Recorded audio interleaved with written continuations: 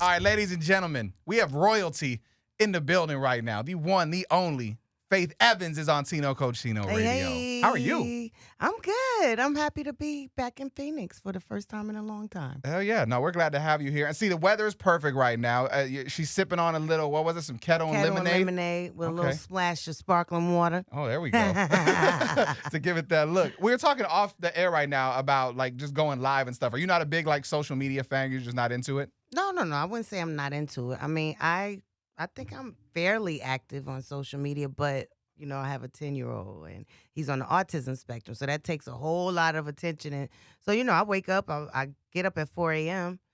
to go work out. I come home, make his lunch. I do real regular stuff. So I'm like, I can't really accomplish those things while I'm going. I wouldn't be thinking about going live when I'm doing that. I'm trying to get so much stuff done in a certain amount of time, We were talking about autism the other day. We get a lot of calls from families. So we like our show, there's not like a lot of bits and hey, call in and win this. It's kind of like we just have real talk all the time. And so we get a lot of parents that call in. And for some reason, it seems like more so than ever, recently, it's been a lot of calls of parents saying that their kids have autism. Is there a reason? Like, is it just more detectable now, you think? Like, at what age did you know that your son had autism? By the time he was 3, I was like, okay, I don't, so he didn't go through a battery of tests, but it was kind of just the normal, regular stuff you would see in everyday life. So, his pediatrician kind of agreed, like, I think he is on the autism spectrum. There's no real quote unquote tests. You know what I mean? Well, we just saw the reason we were talking about it too. We saw there's a urine test now. They're saying that there's a new we never urine had test. That's I guess new. this is brand new. Got it. That helps you diagnose it. It's crazy. Got it. But back to your first question, I think that it's not like we have a test to say what he is, but my son is definitely on the spectrum.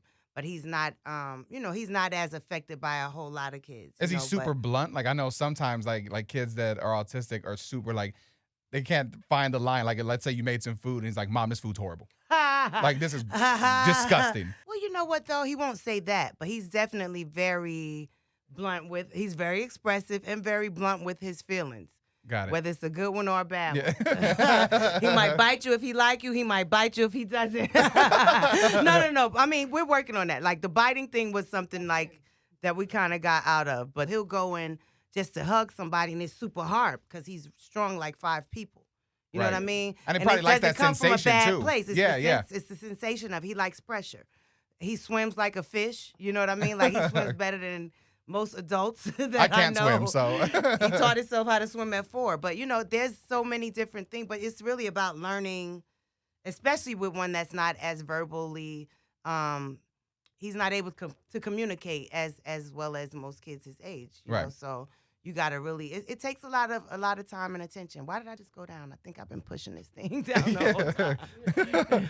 I was reading like just on a couple of things, and I saw in the Keep the Faith autobiography, you had said, "I want people to understand that although he was a large part of my life, my story doesn't actually begin or end with Big's death. My journey has been complicated on many levels, and since I'm always linked to Big, there are a lot of misconceptions about who I really am." What do you think is the biggest misconception about Faith Evans?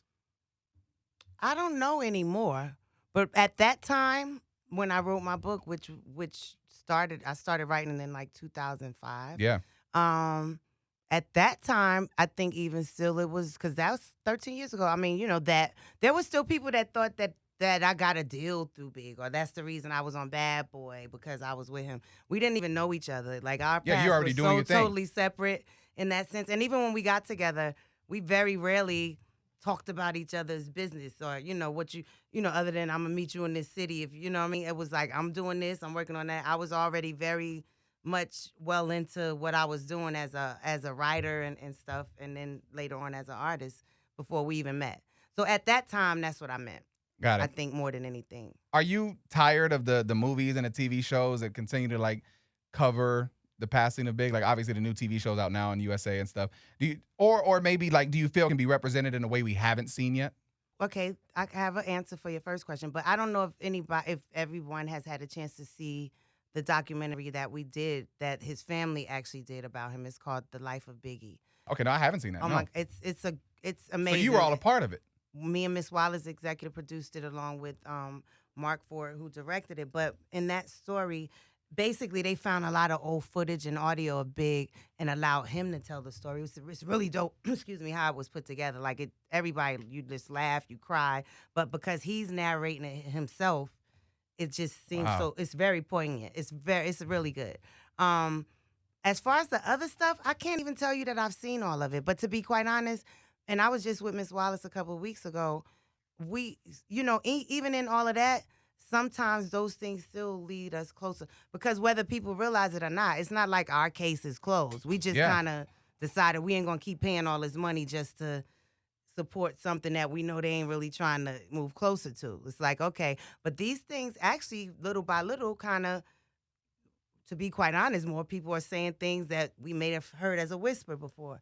There's so many theories, but I'm not mad at any of it. People have the right to do whatever they want to do with whatever is within the realms of what's legal and allowable from those people's estates, What is your personal opinion? Like what you're there, you live this. I mean, what do you think happened to Big? Like who was responsible in your opinion? Do you to be quite honest, if I were to sit here and say what I think, then that would not really even be. I think our whole theory wouldn't be admissible if we ever decided to go back to court. You know what I mean? But I think there's been a lot of different theories that have been pointed out, whether we were in court or whether it was on these different documentaries or whether it was in an article or someone that's locked up.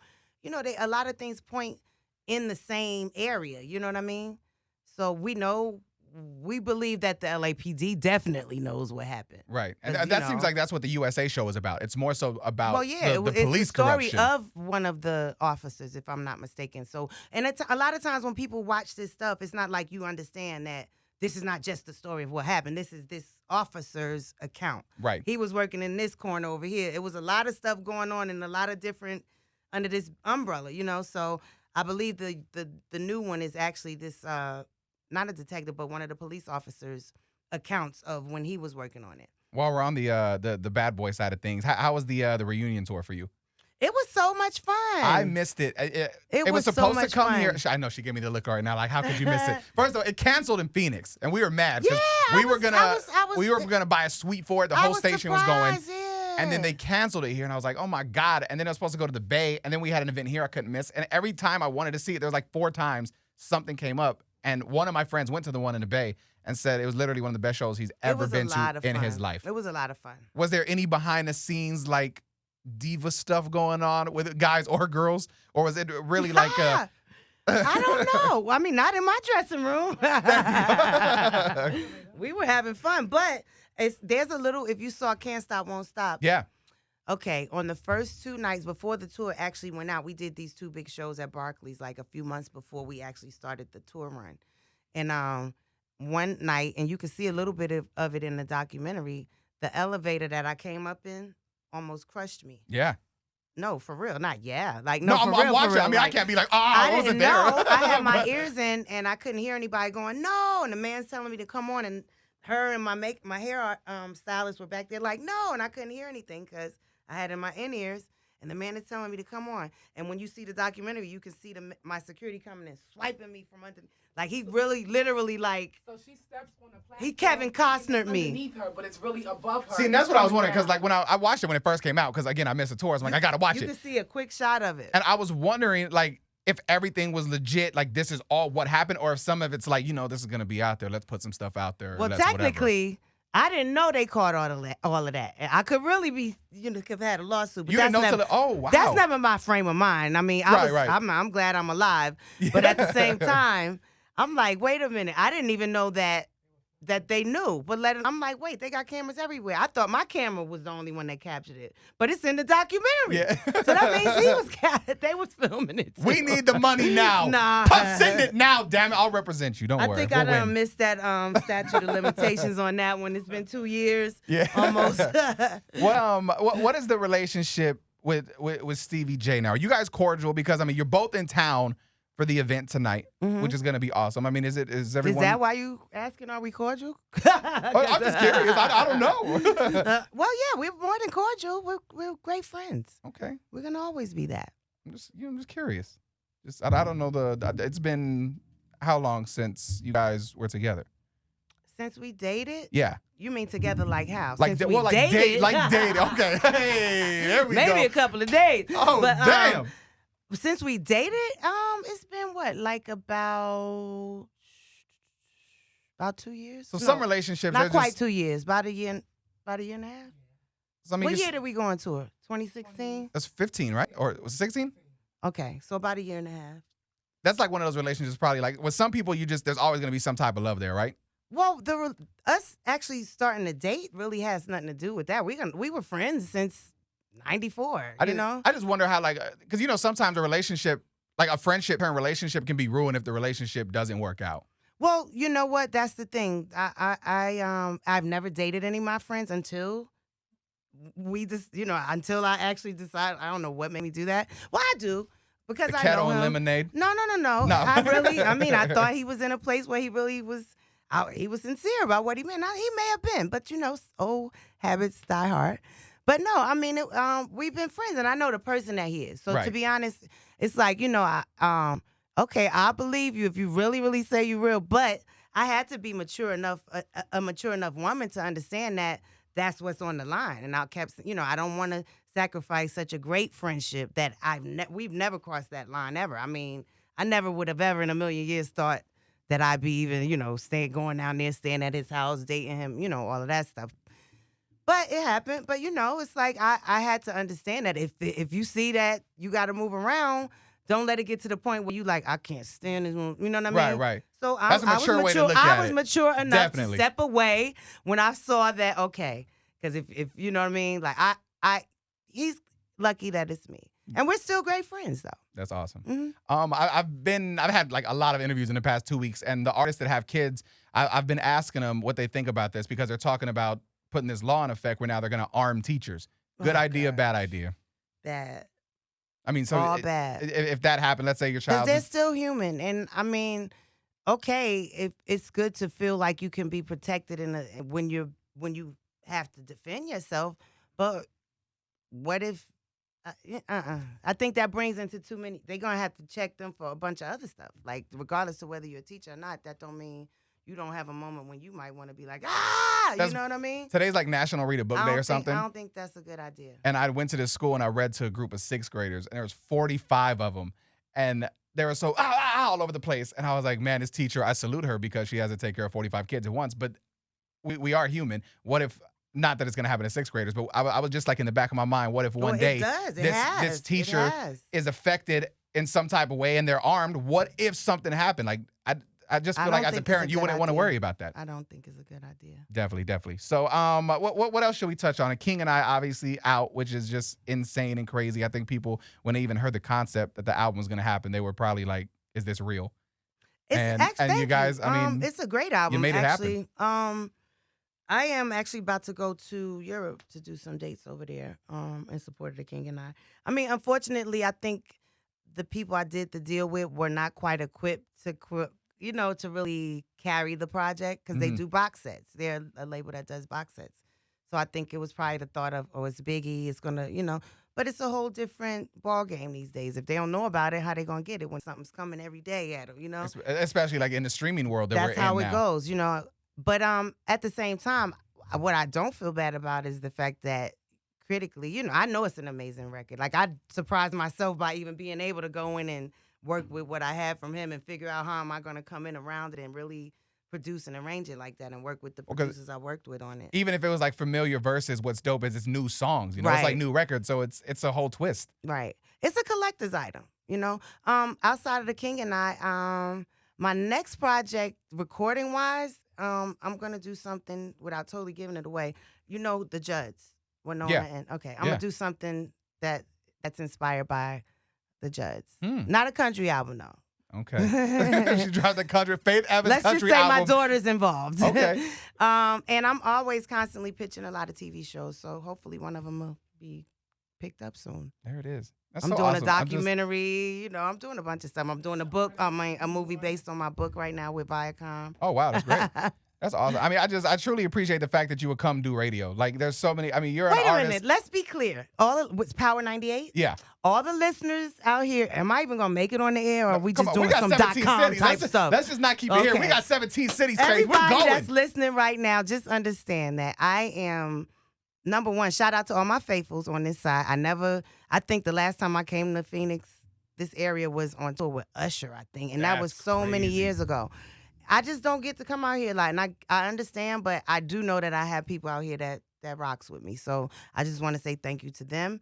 But just so you know, which I was telling you, like I asked, I came in town to do the party tonight, but I was like, I don't even get to go to Phoenix. Can I go to radio? Like I wanted to come up here, so it's not, it's not something that's like a tedious thing for me. Like I need to let people hear my voice and say thank you and say hello to you and you know. I think sometimes when it's an artist like of your caliber, though, like you've seriously like done so much. Once you're at your stage, it's like a lot of the artists are like, who needs radio? Because I'm me. So the fact that even you would reach out is just, it's humbling. It's crazy.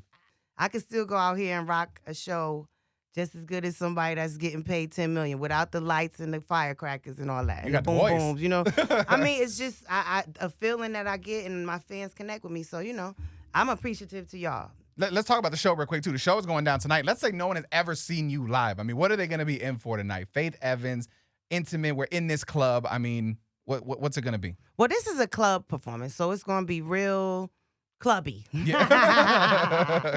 But I always have a good time. I mean, I think I always sound good. I think I look pretty all right. I'm definitely not doing a concert. I mean, I'm doing a couple of joints.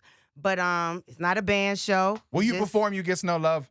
How you know? Come on. I mean, it's a hit, but I'm just making sure. We were listening to that before you I'm came in. definitely And I was doing like, You damn, Get that's No one of my Love. songs, Definitely. Man. Hell yeah. But Faith I'm gonna Evans, just man. hit it and hang out real quick. I'm not doing no full out nothing. I just really wanted to.